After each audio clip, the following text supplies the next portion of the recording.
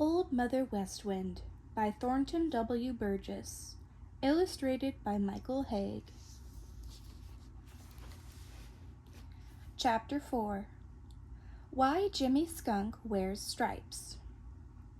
Jimmy Skunk, as everybody knows, wears a striped suit, a suit of black and white. There was a time, long, long ago, when all the Skunk family wore black. Very handsome their coats were, too, a beautiful glossy black. They were very, very proud of them, and took the greatest care of them, brushing them carefully ever so many times a day.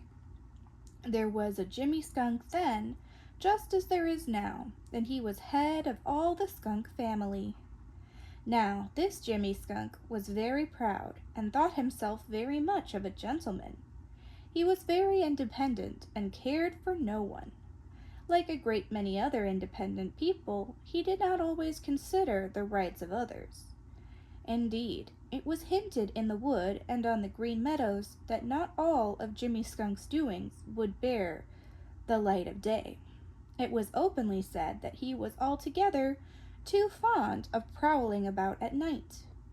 But no one could prove that he was responsible for mischief done in the night, for no one saw him. You see, his coat was so black that in the darkness of the night it was not visible at all.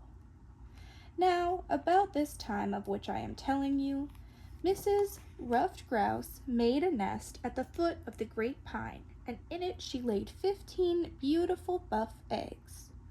Mrs. Grouse was very happy indeed, and all the little meadow folks who knew of her happiness were happy too, for they all loved shy, demure little Mrs. Grouse.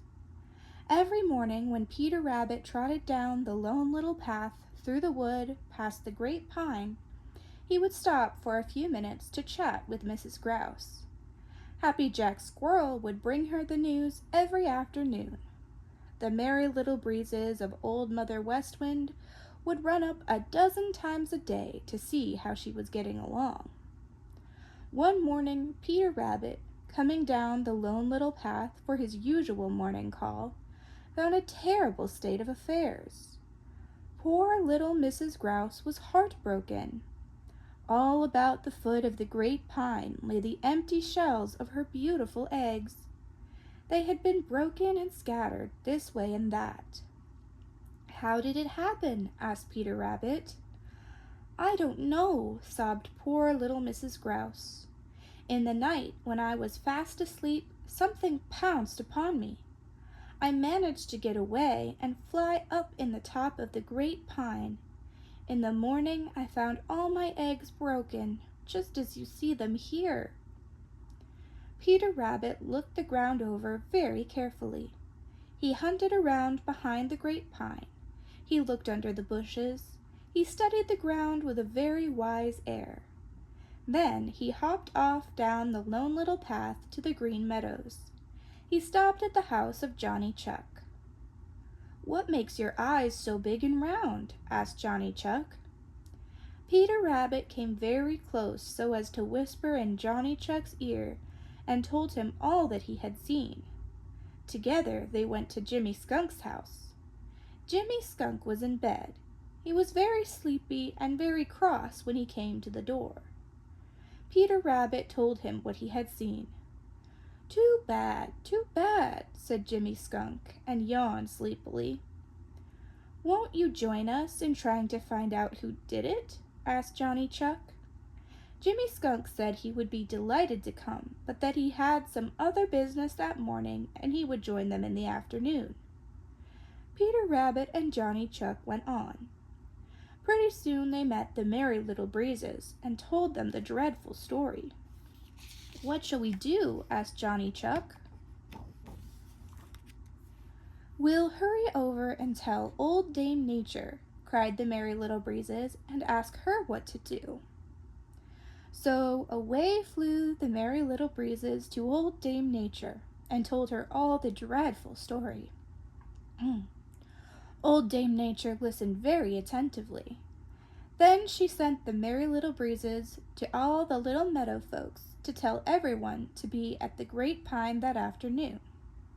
Now, whatever Old Dame Nature commanded, all the little meadow folks were obliged to do. They did not dare to disobey her. Promptly at 4 o'clock that afternoon, all the little meadow folks were gathered around the foot of the great pine. Broken-hearted little Mrs. Ruffed Grouse sat beside her empty nest, with all the broken shells about her.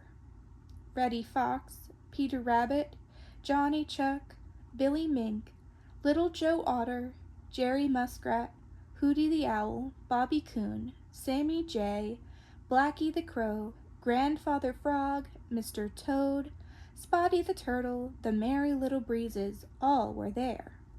Last of all came Jimmy Skunk. Very handsome he looked in his shining black coat, and very sorry he appeared that such a dreadful thing should have happened. He told Mrs. Grouse how badly he felt, and he loudly demanded that the culprit should be found out and severely punished. Old Dame Nature has the most smiling face in the world, but this time it was very, very grave indeed. First, she asked little Mrs. Grouse to tell her story all over again, that all might hear. Then each in turn was asked to tell where he had been the night before.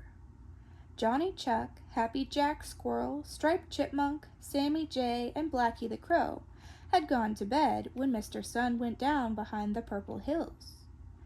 Jerry Muskrat, Billy Mink, Little Joe Otter, Grandfather Frog, and Spotty the Turtle had not left the Smiling Pool.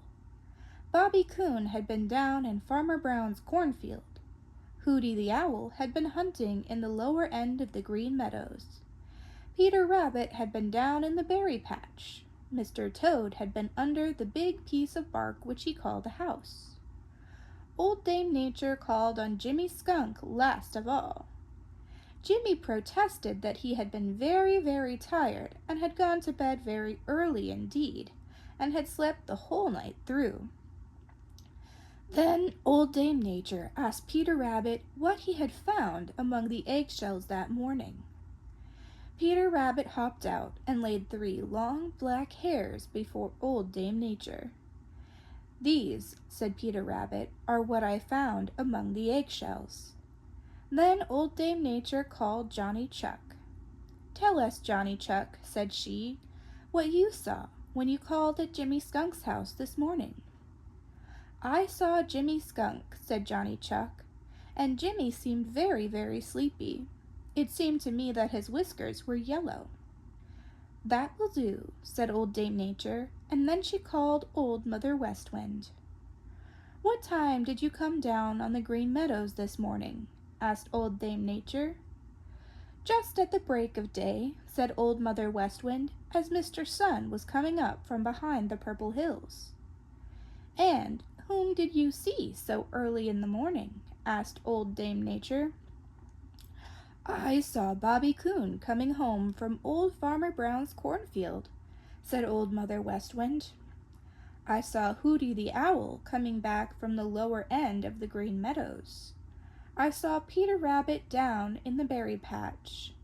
Last of all, I saw something like a black shadow coming down the Lone Little Path toward the house of Jimmy Skunk."